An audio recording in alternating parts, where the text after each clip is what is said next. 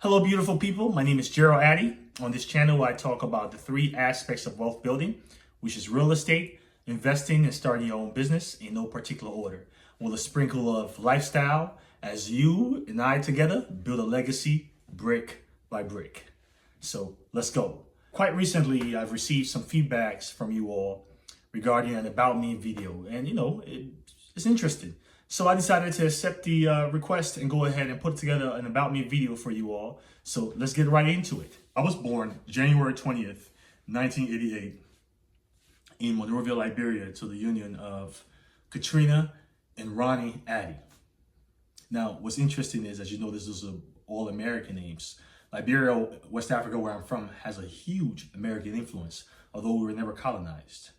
Anyhow, growing up and being born in the heart of the war was truly difficult, truly difficult. Words couldn't really express. If you've ever, my African people out there, and for those of you who hear me speak the American, don't mind me, my Liberian people, for those of you who are out there who knows what it is, Liberian war was difficult. So in the heart of the war, like most of us out there, our parents, the men in our families were being pursued to go into the war, and our mothers were left alone with their children. And during these times, similar things happened in my family, where my mother really had to, with me being born in the heart of the war and having some complications with malnourishment, really. My mother, I had to spend some time in the hospital. I wasn't eating enough. Of course, it's the war. And you would think, can you imagine a child being born malnourished, but then all of a sudden, today I'm 6'3", 240. It's all by the grace of God. But anyhow, before I digress, growing up with my mother and father, I had 3 other siblings. It was 4 of us. My father has always been my hero. My mother is a great mother in that she supported my father. She was always there to make sure that the things that we needed, we had. She was always there to make sure that we were fed. She made sure that everything we needed, everything we had to be involved in, she did those things. She also supported my father in that she was always doing something on the side, some kind of small business. At first she had a donkafle. For those of you who know what a donkafle bay is, so this is just when we get old clothes from America, we have a place in Liberia in Monrovia called Waterside. My mother had a bay in Waterside where she was selling donkafle.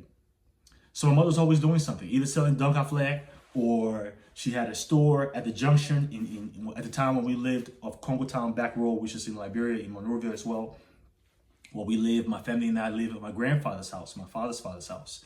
My mother still had a store, which my father, of course, supported her, but they always worked together. My mother was always doing something to support my father while he was going out there and finding a way to create higher earning companies. So it was a very interesting dynamic. My mother made sure we went to church every Sunday. She was a church goer. She was taking us in the church, so we had to go to church every Sunday. It was a requirement. My father, in fact, enforced the fact that we had to go to church every Sunday.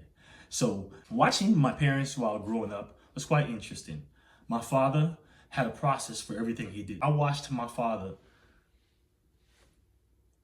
build a career, built a life, a successful life over time to take care of his family and create a name and a legacy for himself.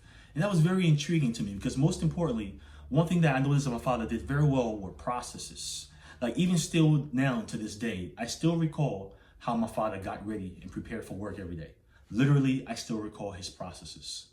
So his processes are the things that I believe that really pushed him into becoming successful. I remember he would wake up in the morning at 4:30 every morning.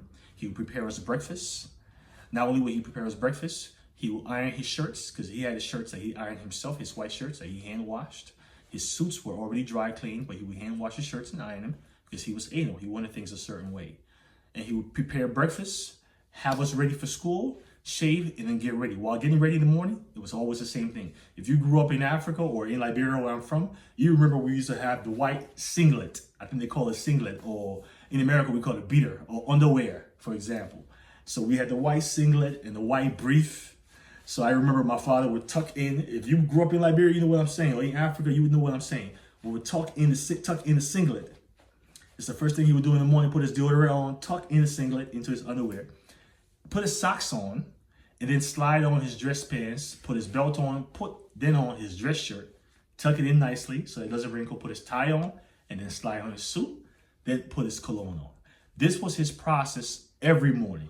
Every morning. After he woke up and prepared his clothes, he eased himself in the bathroom, and he followed this process every morning. And I saw my father cultivate a life from living with his parents, with his family, and having 4 children, to now moving into his first home that we actually, the first rented property we rented, and then buying this first home, then buying land and continuously buying more and building more properties to where they built schools and things like that in Liberia. So my father is my hero because he never had to be involved in the government. He never had to steal anybody's money. All he did was exemplify himself in a very extraordinary way that made people respect him, to where he became an attorney. He worked for major companies and led major companies like ArcelorMittal, which is the largest iron ore company in the world that is based in India. So I watched my father in an economy that is heavily influenced by corruption stand tall and work with private companies, American companies, and succeed, to where whenever there's a mining or a gold company that's coming to Liberia, they're first going to reach out to my father because of the credibility that he's established over time. While my father worked on his career, my mother worked on building a family and a home as well. She consistently made sure that we were mannerable in how we carried ourselves. She always was involved in something. She had a passion for starting a school, where she encouraged my father to start a school, and he invested in the school on her behalf. And she has a school now. She made sure to graduate college. All of these things. My mother is a very driven and a woman that is filled of will. And I think some of the things that I have, while I admire my father, and he is in fact my hero, my mother is the representation that I have of strength, of drive, and of will. I think I got those things from my mom because I learned to endure through it all. And so I really look up to my mother as well because she taught me how to endure. My father was out creating a living for us. My mother was at home creating a life for us. So they had a perfect balance. And that's why my parents are my hero. And my father in particular is my hero because I got to watch a man put his all into something and watch it, by the grace of God, manifest into something greater. Now, the dynamic between my siblings and I was very interesting. My older brother, my parents really dealt within a hierarchy system in everything. If they were giving me money or giving my brother money, I always got the least of it. I think my father had this thing where he said that, the older siblings will always take care of the younger siblings. So if it was Christmas, and we always received monies on holidays and birthdays, especially when there were holidays where we all had to get some kind of pocket change or stipend. My father would give my oldest brother, for example, he gives my oldest brother $100. The one after him, he's going to give $80 to. My sister, he's going to give $60, and I'm going to end up with $40. So being the last child, I've always had to, take the last of it and, go back to my oldest brothers and sisters and hope that they're going to be kind to me. So which was what it is. And my parents were really focused on us respecting each other, us keeping the love together and respect amongst ourselves. And, so that we can continue to build what they have started. And respect, they believe, was paramount in order to be able to build any kind of relationship. And so they did those things so that we can have a certain level of respect for each other. And in retrospect, I get to appreciate those things. And that's how I grew up. My father was a disciplinarian. My mother, while she managed the home, we were 3 boys and a girl. And my mother is barely 5'2". And all of the boys, we were all very tall boys. So you can imagine she having to raise these tall children towering over you is extremely difficult. So my father always was the enforcer. So she would warn you over time and warn you. But when my dad got home at 6, you should know that he's going to be told about it and you're going to be dealt with. And you're going to be spanked. And it was like that. My father was very strict.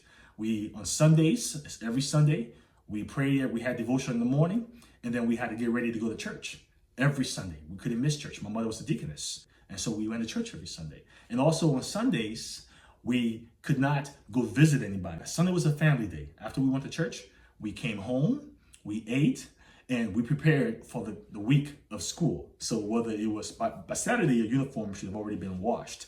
Going to school, we wore uniforms. So by Saturday, all of your uniforms are already washed and ironed. So Sunday, you're just reading over your lesson to get ready for school. That was the rule in the house. My father was strict on those things. And so for years, it's just how things ran. And I lived in Liberia my father and my parents for years until I turned 18 years old. However, due to the instability in Liberia and the economy and the war, my grandfather, who moved to the U.S. very early in the 80s, thought to file for all of his children. He had a lot of them, I can tell you, over 20. So I'm from a huge family as it pertains to my father's side. So anyway, he filed for all of his children on the resettlement program, considering the war and the instability in the Liberian economy. And so the program at the time started in Ivory Coast. We had to move to Ivory Coast as a result because the war was in Liberia, things were unstable. We left Liberia to Ivory Coast. Ivory Coast.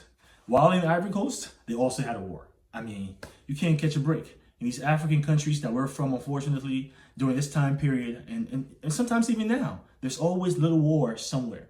And it's just, it's unfortunate. It affects our ability to create, and I won't get off topic, to really develop as a continent, or as the countries that are in Africa that have been impacted by the multiple wars and things like that, including Liberia. So anyhow, due to the instability, we transitioned to Ivory Coast, but then the war also happened in Ivory Coast. So when the war happened in Ivory Coast around 2000, we had to move from Ivory Coast to Liberia, then to Guinea, because the resettlement program had then moved to Guinea. So I lived in Ivory Coast, where I learned how to speak French.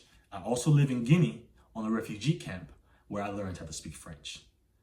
Over time, like everything in life, you have to endure. And all of these in things we had to endure in our lives. My siblings, my mother was with us through all of this. My father had to stay in Liberia to continue to work to support us where he could.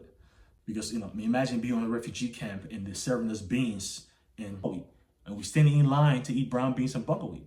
So my father maintained his work in Liberia as much as he could, continued to find ways to send us something to support us while we pursued the resettlement program that my grandfather had processed for us in America. A lot of people who are doing this on a camp, a refugee camp during these times. And so over time, like many other families, some of my family's names got called and we were included, my siblings and I.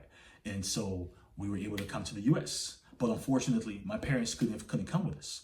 We came with our other family members. A few that came, including me and my two other siblings, and my oldest brother is still in Liberia. And so that was the start of my life in Liberia to now moving to America at 18 years old. When I first moved to America, I lived in Columbus, Ohio. That's my story for now. It's a long story. I will keep explaining, but let's take a break. Part 2 will continue on who I am as an American, because it was quite interesting that I've had 2 sets of lives thus far. I lived in Liberia from the day I was born till 18 years old, and I became an American from 18 to 34 thus far. So the last 16 years. 18 years in Liberia and almost 16 years in America. So it's almost half and half. And so I believe that I have to split my life into 2 halves. The first half is to explain to you how I grew up. That I grew up in a very strict home, a close-knit family. And my father and my mother sent us to the best schools and invested all they could in us to make sure that we could be the best versions and be whatever we could be. They tried to create a legacy by owning properties, by establishing a name. My father acquired education. He worked for great companies. He associated with great people, and he created a name for himself. My grandfather also had a name for himself because he worked in the Liberian government. So a lot of my family members, in my family in particular, we are an established family in Liberia who have worked very hard to be a part of impacting the nation of Liberia and being a part of the development and consistent improvement of Liberians as a whole. Now, I will begin the second half of my story, which is my first day in America, and what did I do to now become a financial advisor. Thank you very much for watching. Make sure to subscribe to my channel. My second half of my life in America was also very interesting. The last 15 years, I've been blessed to accomplish a lot, and I'm very grateful for those things, and that's a half of my life I'm going to share with you in the next video. Stay tuned. Let's go. Don't forget to subscribe. Let's go building a legacy together. brick by brick.